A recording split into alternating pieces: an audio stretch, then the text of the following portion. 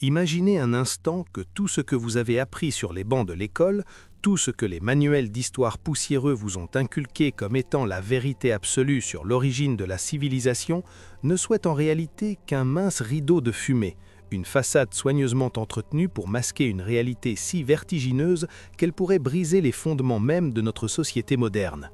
Nous marchons sur les cendres d'un passé dont nous avons oublié le langage, et pourtant, au milieu du désert de l'actuel Irak, là où les fleuves Tigre et Euphrate serpentent comme des veines sur le corps d'une terre millénaire, reposent des dizaines de milliers de tablettes d'argile qui crient une vérité que l'on tente de faire taire.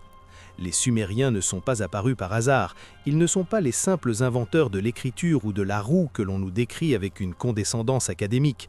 Ils sont les héritiers d'un savoir qui ne semble pas appartenir à ce monde, des gardiens d'une archive cosmique qui remet en question notre nature même. Pourquoi, alors que nous disposons de textes clairs, de listes royales s'étalant sur des dizaines de milliers d'années et de descriptions précises d'objets volants, la science officielle persiste-t-elle à classer ces écrits dans la catégorie confortable de mythes? Est-ce par ignorance ou est-ce parce que la traduction littérale de ces tablettes briserait le paradigme dans lequel on veut nous maintenir enfermés? Ce soir, nous n'allons pas seulement parler d'histoire, nous allons déchirer le voile. Nous allons descendre dans les profondeurs des cités d'Éridu et de Nippur pour comprendre ce qui s'est réellement passé il y a des millénaires, lorsque les dieux marchaient parmi les hommes. Si ces histoires te fascinent, abonne-toi à la chaîne. Et si tu m'écoutes dans le silence de la nuit, quelque part sur cette planète, écris-moi un commentaire, dis-moi d'où tu m'écoutes et l'heure qu'il est là où tu es. Le silence est souvent le meilleur complice du mensonge, mais l'argile, elle, ne ment pas. Les tablettes de Sumer nous parlent d'une époque où le ciel et la terre étaient intimement liés, où les Anunnaki, ceux qui descendirent du ciel, ont entrepris une manipulation qui résonne encore dans votre propre ADN à cet instant précis. Les archéologues nous disent que les Sumériens ont inventé l'irrigation, la bureaucratie et le calcul sexagésimal par pure nécessité évolutive. Mais comment expliquer qu'une civilisation surgisse du néant avec une connaissance précise des cycles précessionnels de la Terre, une maîtrise de l'astronomie que nous n'avons redécouverte qu'avec l'invention du télescope et une cosmogonie qui décrit le système solaire avec une exactitude troublante? L'énigme des tablettes de Sumer n'est pas un simple casse-tête pour historiens en mal de reconnaissance, c'est la clé de notre prison. Chaque ligne tracée en caractères cunéiformes est une fissure dans le mur du mensonge global. On nous présente Sumer comme le berceau de la civilisation, une sorte de laboratoire primitif, alors qu'en réalité, c'était le vestige d'un empire global dont les racines s'enfoncent bien au-delà du déluge, dans une ère où la technologie n'était pas de silicium et de plastique, mais de vibrations, de fréquences et de manipulations biologiques que nous commençons à peine à entrevoir. Dans cette vidéo, nous allons analyser ce que les experts refusent de traduire à voix haute. Nous allons explorer les tablettes interdites, celles qui parlent des ME, ces objets mystérieux qui contenaient les lois de l'univers, et des Abzu, ces laboratoires souterrains où la vie humaine a été reprogrammée. Préparez-vous, car une fois que vous aurez entendu ce que Sumer a vraiment à nous dire, vous ne regarderez plus jamais les étoiles de la même façon, et vous comprendrez enfin pourquoi le passé est le secret le plus jalousement gardé du futur. L'histoire officielle est une cage et les tablettes de Sumer sont la lime qui va en scier les barreaux. Il existe dans les archives de l'histoire de l'humanité un point de rupture, une singularité qui défie toutes les lois de l'évolution anthropologique telles qu'on nous les enseigne. Si vous observez la progression de n'importe quelle civilisation, vous y trouvez des étapes. Une lente transition du chasseur-cueilleur vers l'agriculteur, des tâtonnements sur des millénaires pour comprendre les cycles des saisons, le forgeage des métaux ou l'élaboration de structures sociales complexes. Mais avec Sumer, le schéma se brise. Soudain, vers 4500 ans avant notre ère, dans la plaine de Mésopotamie, une civilisation surgit du sable, non pas comme un enfant qui apprend à marcher, mais comme un colosse déjà adulte, maîtrisant des concepts que nous considérons encore aujourd'hui comme les piliers de la modernité. C'est ce que les chercheurs honnêtes appellent l'anomalie sumérienne. Comment un peuple qui, selon la chronologie officielle, sortait à peine de la pierre taillée, a-t-il pu, en l'espace de quelques générations, construire des cités-États aux architectures monumentales, ériger des ziggourats qui pointent vers des étoiles spécifiques avec une précision chirurgicale, et mettre en place un système législatif et éducatif si complexe qu'il ressemble étrangement au nôtre? Ce n'est pas seulement une question d'organisation sociale, c'est une question de transfert de données. Les tablettes nous disent explicitement que rien de tout cela n'a été inventé par l'homme. Les textes sont formels, la royauté descendit du ciel. Pour les Sumériens, le savoir n'était pas le fruit d'une découverte humaine, mais un don, ou plutôt une directive imposée par les Anunnaki. Regardez de plus près leurs connaissances astronomiques. Les Sumériens connaissaient l'existence de toutes les planètes de notre système solaire, y compris Uranus, Neptune et même Pluton, des corps célestes invisibles à l'œil nu et que l'astronomie moderne n'a identifiés qu'entre le XVIIIe et le XXe siècle. Comment une civilisation sans télescope, sans ordinateur, pouvait-elle connaître la couleur exacte de Neptune ou la composition gazeuse d'Uranus, comme le suggèrent certains sceaux cylindres? L'histoire officielle balaie cela d'un revers de main, parlant de coïncidence fortuite ou de symbolisme mystique. Mais la coïncidence n'a pas sa place dans une tablette d'argile qui décrit avec précision les orbites planétaires et qui utilise un système de calcul sexagésimal dont la complexité permet de mesurer des distances interstellaires. Ce que l'histoire officielle nous cache, c'est que Sumer n'était pas le début de quelque chose, mais une réinitialisation. C'était une colonie. Une structure préétablie déposée sur une terre dévastée par des cataclysmes antérieurs. Lorsque vous analysez les listes royales sumériennes, vous tombez sur des règnes qui durent des dizaines de milliers d'années. Pour un historien académique, c'est une absurdité, une allégorie poétique. Mais si l'on s'arrête un instant sur l'idée que ces dirigeants n'étaient pas soumis à la biologie humaine telle que nous la connaissons, tout change. Si ces rois étaient les représentants d'une intelligence dont le métabolisme et le rapport au temps diffèrent des nôtres, alors ces chiffres ne sont plus des métaphores, mais des chronologies factuelles. On nous parle de paysans sumériens qui grattaient la terre, mais on oublie de nous parler des systèmes de drainage et de canalisation de l'Euphrate dont la complexité technique suggère une connaissance de l'hydraulique que nous n'avons égalée que bien plus tard. On oublie de nous parler de la métallurgie du bronze, de l'alliage de métaux qui nécessitent des températures de fusion précises et des connaissances chimiques avancées. Rien de tout cela ne s'apprend par accident, c'est le résultat d'un manuel opératoire. Les tablettes de Sumer sont en réalité les restes d'un manuel technique et administratif légué par une force d'occupation qui avait besoin d'une main-d'œuvre organisée pour extraire les ressources de cette planète. Le secret caché derrière l'argile, c'est que nous ne sommes pas les héritiers d'une progression naturelle, mais les produits d'une accélération forcée. Les Anunnaki n'ont pas seulement apporté l'écriture, ils ont apporté une structure mentale, une grille de lecture de la réalité qui nous maintient encore aujourd'hui dans une forme de servilité organisée. Chaque ville sumérienne était construite autour d'un temple, le He, qui signifie littéralement « maison ». Mais ce n'était pas la maison d'un dieu invisible dans le sens moderne, c'était la résidence physique d'un être technologique, un centre de commandement d'où partaient les ordres de production. Le silence de l'histoire officielle sur ces détails n'est pas une omission, c'est une nécessité pour préserver le mythe de notre autonomie. En reconnaissant la source du savoir sumérien, nous serions forcés de reconnaître notre statut de création subalterne, et cela, le système actuel n'est pas prêt à l'admettre. Si l'apparition soudaine de la civilisation sumérienne est un mystère, ce que les textes racontent sur notre propre origine est un véritable séisme pour quiconque ose l'écouter avec un esprit ouvert. L'histoire officielle nous parle de l'évolution de Darwin, d'un passage lent et laborieux du singe à l'homme, parsemé de chaînons manquants que la science peine encore à identifier avec certitude. Mais les tablettes de Sumer, et plus particulièrement le récit de l'Atrahasis ou l'Enuma Elish, proposent une version radicalement différente, une version qui ressemble étrangement à un rapport de laboratoire biotechnologique moderne. Les textes ne parlent pas de création divine par un souffle mystique, mais d'une ingénierie nécessitée par une crise de main-d'œuvre. Selon les écritures cunéiformes, avant que l'homme n'existe, les Anunnaki travaillaient eux-mêmes dans les mines et sur les canaux de la terre, mais après des millénaires de labeur, les castes inférieures de ces êtres, les Igigi, se révoltèrent.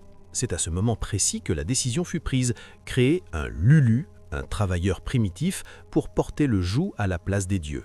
Mais attention, le texte n'utilise pas des termes vagues, il parle de mélanger l'essence d'un être venu d'ailleurs avec l'argile de la terre. Aujourd'hui, avec nos connaissances en génétique, le mot argile prend une résonance particulière, rappelant le substrat biologique, et l'essence ressemble furieusement à l'acide désoxyribonucléique, l'ADN. Ce que l'histoire officielle nous cache, c'est l'anomalie du chromosome 2 humain, cette fusion inexplicable que l'on ne retrouve chez aucun autre primate et qui semble avoir été opérée artificiellement pour accélérer notre développement cérébral. Les tablettes décrivent avec une précision chirurgicale le rôle de Ninhursag, la dame de la montagne, agissant comme une généticienne en chef dans son laboratoire appelé le Shimti, la maison où l'on insuffle le souffle de vie. Les textes mentionnent des échecs, des prototypes monstrueux, des êtres aux membres disproportionnés, avant d'arriver au modèle final, l'Adapa ou l'Adam des textes bibliques ultérieurs. Pourquoi ce récit est-il systématiquement balayé comme une légende par les institutions académiques? Parce que si nous acceptons que notre code génétique a été modifié par une intelligence extérieure pour faire de nous des serviteurs, alors toute la hiérarchie de notre société s'effondre. Nous ne serions pas les rois de la création, mais un produit breveté, une propriété. Les tablettes de Sumer expliquent que le sang humain contient l'intellect des dieux, mais que nos capacités ont été délibérément bridées pour que nous ne puissions jamais atteindre la longévité ou les pouvoirs de nos créateurs. C'est le fameux péché originel qui, dans sa source sumérienne, n'est pas une faute morale, mais une limitation biologique imposée. Observez le symbole d'Enki, le dieu qui a conçu l'humanité, 2 serpents entrelacés. Ce symbole, que l'on retrouve aujourd'hui sur le caducée de la médecine moderne, est la représentation exacte de la double hélice de l'ADN. Comment les Sumériens pouvaient-ils connaître la structure microscopique de la vie il y a 6000 ans? La réponse est dans l'argile. Ils ne le savaient pas par eux-mêmes, ils le tenaient de ceux qui avaient manipulé ce code. Cette connaissance interdite est la raison pour laquelle tant de tablettes sont conservées dans les coffres-forts des musées, loin des yeux du public, ou pourquoi certaines traductions sont volontairement édulcorées pour éviter de provoquer une panique métaphysique. Le secret du sang est le secret le plus gardé de l'élite mondiale. Les tablettes mentionnent des lignées spécifiques, des familles choisies pour servir d'intermédiaires entre les dieux et les hommes. Ce sont les rois prêtres, ceux dont le sang était resté pur, plus proche de la source Anunnaki. Cette obsession pour la généalogie et le sang bleu que nous retrouvons tout au long de l'histoire humaine prend sa source ici, dans les laboratoires de Sumer. Nous vivons dans une réalité où notre identité même est une fiction historique conçue pour nous empêcher de regarder à l'intérieur de nos cellules. Le murmure du temps que vous entendez dans votre propre cœur est peut-être l'écho de ce code étranger, une signature que nous commençons à peine à déchiffrer. L'histoire officielle nous maintient dans l'idée que nous sommes le sommet d'une évolution aveugle, mais les tablettes hurlent le contraire. Nous sommes une œuvre d'art technologique, un pont entre 2 mondes conçu pour une fonction qui nous dépasse. Et si le réveil de l'humanité passait par la réappropriation de ce secret génétique, si les dieux n'étaient jamais partis, mais qu'ils observaient simplement leur création mûrir, attendant le moment où le code se briserait enfin. Lorsque vous contemplez les vestiges d'une ziggourate, comme celle d'Ur ou de Shogha-Zanbil, votre œil habitué aux standards modernes n'y voit qu'un empilement massif de briques de boue séchées, une montagne artificielle érigée par la superstition d'un peuple primitif cherchant à se rapprocher de ses dieux. Mais si vous changez de perspective, si vous regardez ces structures avec l'œil d'un ingénieur en télécommunications ou d'un physicien des ondes, une toute autre réalité se dessine. L'histoire officielle nous dit que ces pyramides à degrés étaient des temples. Pourtant, aucun corps n'y a jamais été retrouvé, aucun signe de fonction funéraire ou de vie quotidienne. Alors, qu'était-elle réellement ? Dans les tablettes de Sumer, ces édifices sont nommés « ais », comme nous l'avons vu, mais ils sont souvent décrits comme ayant des propriétés actives. On dit que les dieux y descendaient dans leur mue ou leur gigal, des termes que les traducteurs classiques traduisent par nom ou char de feu, mais qui évoquent techniquement des véhicules aériens ou des modules de transport. Les ziggourats étaient des ports, des plateformes de connexion entre le ciel et la terre, mais pas seulement au sens métaphorique. Elles étaient construites selon une géométrie sacrée précise, alignées sur les réseaux telluriques de la Terre, utilisant des matériaux comme le bitume et des couches de métaux spécifiques qui, superposés, créaient des effets de piles ou de condensateurs géants. Pourquoi les Sumériens utilisaient-ils des briques cuites au bitume, une substance hautement conductrice, pour les fondations de leurs structures les plus sacrées? Pourquoi les textes mentionnent-ils des pierres de destin qui brillaient d'une lueur bleutée à l'intérieur des chambres les plus secrètes? L'histoire officielle évite soigneusement de parler de la technologie du son que les Sumériens semblaient maîtriser. Les tablettes décrivent comment des prêtres utilisaient des chants et des fréquences spécifiques pour déplacer des blocs de pierre ou pour activer les mets, ces objets mystérieux qui semblent être des tablettes de données ou des composants électroniques programmables. Imaginez une civilisation qui ne fonctionnait pas à l'électricité de cuivre telle que nous la connaissons, mais à l'énergie de résonance. Les ziggourats étaient des antennes. Elles captaient les fréquences cosmiques et les stabilisaient dans le sol pour fertiliser les terres et maintenir une atmosphère spécifique. Dans le récit de la tour de Babel, qui trouve sa source directe dans les textes sumériens sur la ziggourate d'Etemen-Anki, on nous parle d'une humanité punie pour avoir voulu toucher le ciel.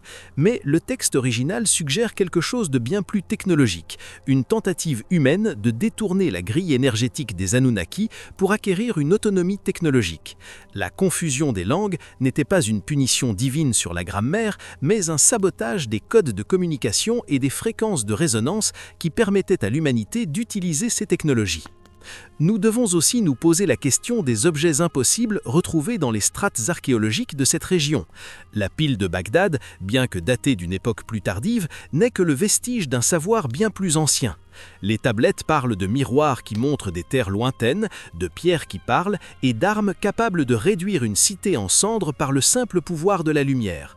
L'histoire officielle classe cela dans la magie car elle refuse d'admettre que Sumer était le théâtre d'une technologie que nous commençons à peine à effleurer avec la physique quantique et la piézoélectricité.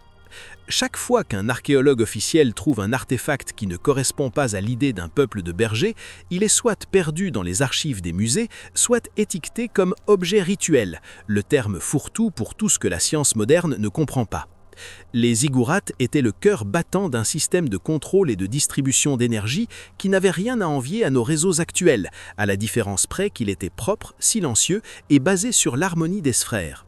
En cachant cette vérité, on nous empêche de réaliser que l'énergie libre et la maîtrise de la matière ne sont pas des rêves futuristes, mais des héritages oubliés que nous foulons aux pieds dans les sables d'Irak. Le secret des tablettes de Sumer réside dans cette science perdue des fréquences. Celui qui contrôle la fréquence contrôle la réalité. Les Anunnaki le savaient et les ziggourats étaient leurs instruments de musique géants jouant la partition de notre soumission ou de notre élévation.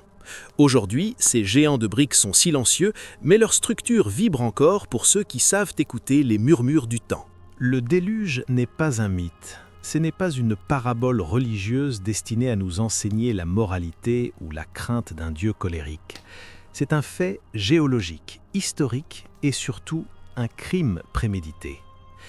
Dans les tablettes sumériennes, notamment dans l'épopée d'Atrahasis et le récit d'Utnapishtim, les raisons de la catastrophe sont décrites avec une froideur qui glace le sang. L'histoire officielle nous parle d'une montée des eaux accidentelle à la fin de la dernière ère glaciaire, mais les textes cunéiformes racontent une toute autre histoire, celle d'une décision délibérée prise lors d'un conseil des dieux, le conseil des Anunnaki. Pourquoi vouloir détruire une création qui fonctionnait ? Les textes mentionnent que le bruit de l'humanité empêchait le grand Enlil, le seigneur de l'air et du commandement, de dormir. Si l'on traduit cela en termes modernes, le bruit ne signifie pas seulement des cris ou des chants. Il représente l'expansion incontrôlée de la population humaine, l'éveil de notre conscience et peut-être notre propension à la rébellion. Nous étions devenus trop nombreux, trop conscients et surtout trop difficiles à gérer. L'humanité commençait à réclamer sa part de divinité, sa part de savoir. Le déluge était une procédure de nettoyage, une réinitialisation du système pour effacer une version de l'homme qui ne correspondait plus aux attentes des créateurs. Ce que l'histoire officielle nous cache derrière les récits de pluie diluvienne, c'est la technologie du désastre. Les tablettes décrivent des phénomènes atmosphériques qui ressemblent à l'utilisation d'armes climatiques ou au basculement provoqué des pôles. Enlil voulait l'extermination totale, mais son frère, Enki, le maître des eaux et de la génétique, celui-là même qui nous avait conçus, entra en résistance. C'est ici que le récit devient fascinant. Enki ne demande pas à Utnapishtim, le Noé sumérien, de construire un simple bateau en bois pour sauver des animaux. Le texte utilise le mot magurgur, qui signifie un vaisseau qui peut se retourner et plonger. Il s'agissait d'un submersible, un caisson de survie scellé avec du bitume, conçu pour préserver non pas des couples d'animaux dans une étable flottante, mais les semences de la vie. En termes de biotechnologie, sauver des spécimens de chaque espèce dans un bateau est physiquement impossible.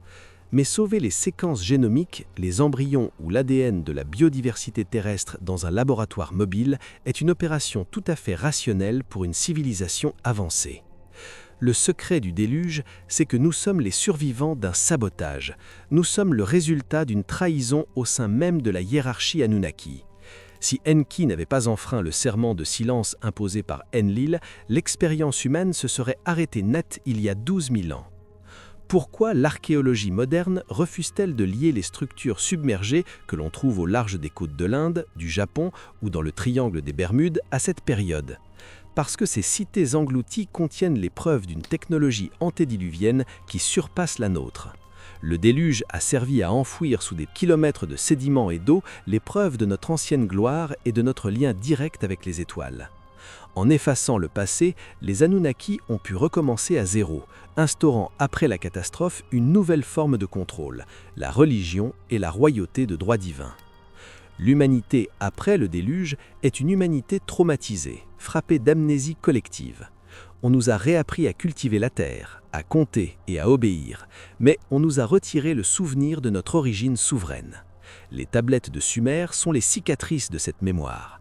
Elles nous rappellent que nous avons survécu contre la volonté d'une partie de nos créateurs.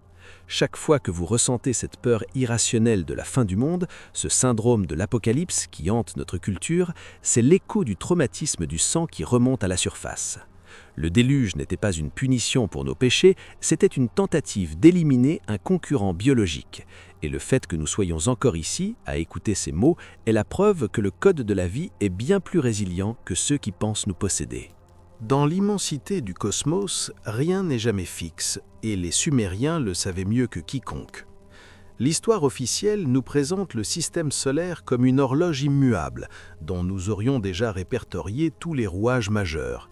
Pourtant, au cœur des textes cunéiformes et sur des sceaux cylindres vieux de plusieurs millénaires, apparaît de manière récurrente un astre que les astronomes modernes cherchent encore avec une fébrilité dissimulée, Nibiru.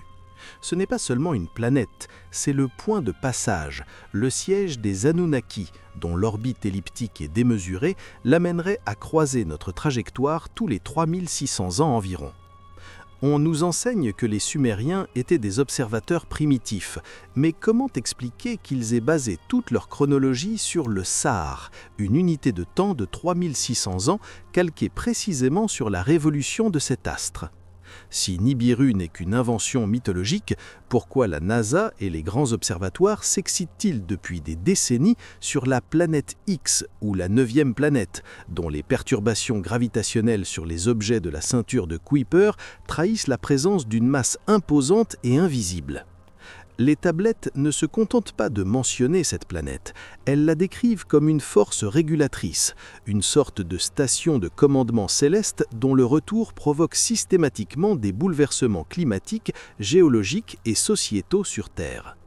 Ce que l'histoire officielle nous cache, c'est que le temps n'est pas linéaire, mais cyclique. Les Sumériens percevaient les âges de l'humanité comme des saisons liées à la position de cet astre et au cycle de la précession des équinoxes. Chaque passage de Nibiru dans le système solaire interne agirait comme une moisson ou une réévaluation de l'expérience humaine. Si les Anunnaki sont partis, comme certains textes le suggèrent, après le déluge et la reconstruction des cités, ils n'ont jamais quitté la boucle temporelle. Ils sont soumis, tout comme nous, à cette mécanique céleste. Le retour des maîtres n'est pas une prophétie religieuse, c'est une échéance astronomique. Regardez les anciennes prophéties de toutes les cultures, les Mayas, les Égyptiens, les Hopis, toutes convergent vers une fin de cycle, un moment où le deuxième soleil ou l'astre de la destruction réapparaîtrait dans nos cieux. Pour les Sumériens, ce moment n'était pas synonyme de fin du monde, mais de changement de garde. C'est l'instant où la communication entre les créateurs et la création est rétablie pour le meilleur ou pour le pire. L'élite mondiale, celle qui finance les télescopes infrarouges envoyés dans l'espace lointain, sait parfaitement ce qui approche. Pourquoi construire des bunkers souterrains massifs à travers le monde, si nous sommes dans l'ère de paix et de progrès que l'on nous vante dans les médias? Le secret de Nibiru est lié à la survie même de notre espèce.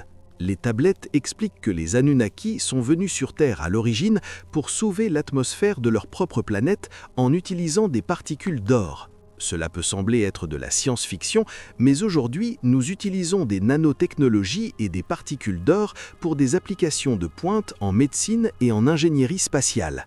Nous ne faisons que redécouvrir les raisons techniques de leur présence ici.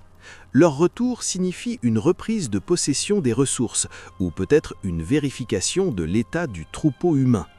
L'histoire officielle maintient le silence sur Nibiru, car admettre son existence, c'est admettre que nous ne sommes pas seuls, et que notre destin dépend d'un calendrier cosmique sur lequel nous n'avons aucune prise. C'est accepter que les structures de pouvoirs actuelles ne sont que des gérances temporaires, des intendants placés là pour maintenir l'ordre jusqu'au retour des véritables propriétaires.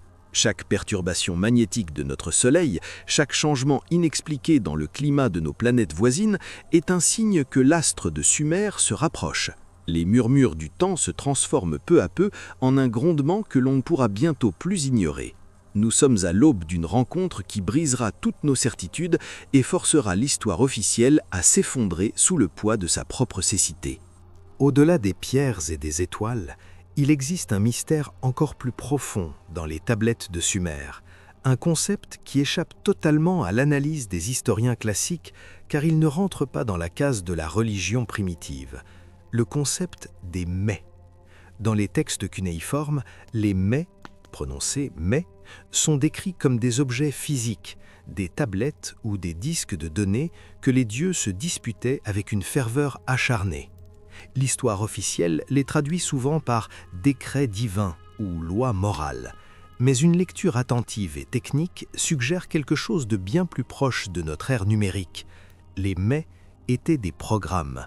Ils étaient les logiciels de la civilisation. Les tablettes nous racontent l'histoire de la déesse Inanna, qui se rend chez Enki, le gardien des secrets, pour lui voler les mets. Le texte énumère plus d'une centaine de ces objets.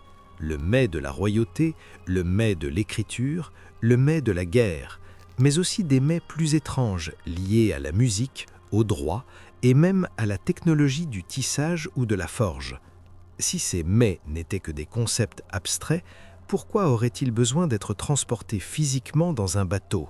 Pourquoi le texte précise-t-il qu'ils peuvent être activés ou désactivés? Ce que l'histoire officielle nous cache, c'est que les Sumériens décrivaient une réalité gérée par des algorithmes. Celui qui possédait les mets possédait le code source de la société. Imaginez que Sumer ait été le terrain d'une expérience de gestion sociale assistée par ordinateur. Ces disques contenaient le savoir technique pour faire fonctionner une cité, mais aussi les fréquences vibratoires pour influencer le comportement humain. C'est la forme ultime de contrôle. Dans les récits épiques, la perte des mets entraîne immédiatement le chaos et la chute d'une ville. Sans le logiciel de gestion, la structure physique s'effondre. Aujourd'hui, nous parlons de smart cities et de contrôle social par l'intelligence artificielle. Les tablettes de Sumer nous disent que ce système existait déjà il y a 6000 ans, sous une forme que nous ne comprenons pas encore, utilisant peut-être la structure cristalline de la pierre ou de l'or pour stocker des téraoctets de données éternelles. Nous devons aussi parler des objets de pouvoir qui accompagnaient ces êtres venus d'ailleurs. Les sceaux cylindres montrent souvent les Anunnaki tenant des objets étranges, un petit sac à main mystérieux et une sorte de montre au poignet. Ces symboles se retrouvent de manière identique chez les Olmecs au Mexique, chez les prêtres en Turquie sur le site de Göbekli Tepe et jusque dans les bas-reliefs assyriens. Pourquoi ce sac à main universel ? Certains chercheurs indépendants suggèrent qu'il s'agissait de générateurs de champs portatifs, des dispositifs permettant de manipuler la gravité ou de maintenir l'intégrité biologique de ces êtres dans notre atmosphère. L'histoire officielle parle de paniers à offrandes, mais qui porte un panier d'osier avec une telle solennité alors qu'il manipule l'arbre de vie ou qu'il s'apprête à monter dans un char céleste ? Le silence sur ces technologies est nécessaire pour maintenir le dogme de notre supériorité moderne.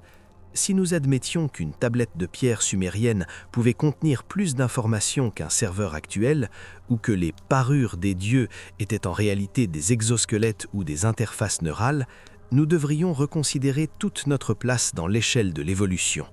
Les mais ne sont pas perdus, ils sont peut-être cachés, attendant que l'humanité atteigne un niveau de conscience ou de technologie suffisant pour les réactiver. Il existe des récits sur des salles secrètes situées sous le Sphinx ou sous les montagnes de l'Irak, des bibliothèques des archives qui contiendraient ces dispositifs originels. Les guerres modernes qui ont ravagé la Mésopotamie ces dernières décennies ne sont peut-être pas uniquement liées au pétrole ou à la géopolitique. Combien de musées ont été pillés? Combien de tablettes n'ont jamais été répertoriées par le public? Il est fort probable que la quête des mais soit toujours d'actualité dans les hautes sphères de l'ombre, car celui qui récupère le code des Anunnaki récupère les clés de la prison terrestre. Le savoir interdit de Sumer est une technologie de l'âme et de la matière, et nous ne sommes qu'à une traduction près de voir notre réalité basculer à nouveau. Nous arrivons au terme de ce voyage à travers les sables du temps. Mais en réalité, nous ne sommes qu'au commencement d'une révélation qui ne peut plus être contenue. Pourquoi tout cela remonte-t-il à la surface aujourd'hui? Pourquoi, après des millénaires d'oubli et des décennies de censure académique, les tablettes de Sumer commencent-elles à parler plus fort que nos propres journaux télévisés? La réponse réside dans la convergence des temps. Nous vivons l'époque où la technologie humaine commence enfin à rattraper la technologie des anciens. Pour la première fois depuis le déluge, nous avons la capacité de lire le code génétique, de comprendre la physique des fréquences et de scruter les profondeurs de l'espace à la recherche de Nibiru. Le voile se déchire, car il n'a plus la force de nous aveugler. L'histoire officielle, avec ses dates rigides et ses explications simplistes, est en train de s'effondrer sous le poids de ses propres contradictions. On ne peut plus ignorer que les structures de pouvoir qui régissent notre monde, nos systèmes financiers, nos hiérarchies religieuses, nos méthodes de contrôle social, sont les calques directs de la structure imposée par les Anunnaki à Sumer. Mais il y a une différence fondamentale. Aujourd'hui, nous savons. L'ignorance était notre prison, mais la connaissance est la clé. En comprenant que nous avons été conçus avec l'intellect des dieux, mais bridés par leur peur, nous réalisons que notre potentiel est virtuellement illimité si nous parvenons à briser les chaînes mentales de la servilité. Le secret que les tablettes de Sumer nous cachent le plus farouchement n'est pas que nous avons été créés par des êtres venus d'ailleurs, mais que nous sommes devenus bien plus que ce qu'ils avaient prévu. Dans le récit sumérien, l'homme finit par surpasser ses créateurs en nombre, en créativité et peut-être en capacité d'aimer et de ressentir. Nous ne sommes pas qu'une main-d'œuvre biologique, nous sommes une conscience hybride, capable de comprendre l'univers. Le murmure du temps n'est plus un écho lointain, c'est un cri de ralliement. Ceux qui nous ont façonnés regardent peut-être avec stupéfaction leur création s'éveiller et réclamer son héritage galactique. Si vous êtes encore là à écouter ces mots dans la profondeur de la nuit, c'est que votre ADN résonne avec cette vérité. Vous n'êtes ici par hasard. Chaque tablette traduite, chaque mystère déterré est une pièce du puzzle qui reconstitue votre véritable identité. L'énigme de Sumer n'est pas une étude du passé, c'est une carte pour notre futur. Nous sommes à l'aube d'un changement de cycle, d'un moment de bascule où l'humanité doit choisir, rester dans la sécurité illusoire de l'histoire officielle ou embrasser la vertigineuse liberté de ses origines stellaires. Le silence des musées et la poussière des bibliothèques ne pourront plus étouffer la voix d'Enki, d'Enlil ou de Ninhursag. Leurs histoires sont les nôtres, leurs erreurs sont nos leçons et leur technologie est notre promesse. Alors que les étoiles s'alignent pour le retour des cycles, restez vigilants. Ne regardez pas seulement ce que l'on vous montre, mais cherchez ce que l'on vous cache. Car c'est dans l'ombre du passé que brille la lumière la plus vive de notre devenir. L'histoire de Sumer ne s'est pas terminée il y a 4000 ans, elle s'écrit maintenant, à travers vos yeux, à travers vos doutes et à travers votre éveil. Merci d'avoir traversé ces millénaires avec moi. Le voyage ne s'arrête jamais vraiment, car le temps n'est qu'un murmure qui tourne en boucle. Restez connectés aux étoiles, restez fidèles à votre propre intuition, et rappelez-vous toujours, la vérité n'est pas ailleurs, elle est inscrite en vous, gravée dans l'argile éternelle de votre être.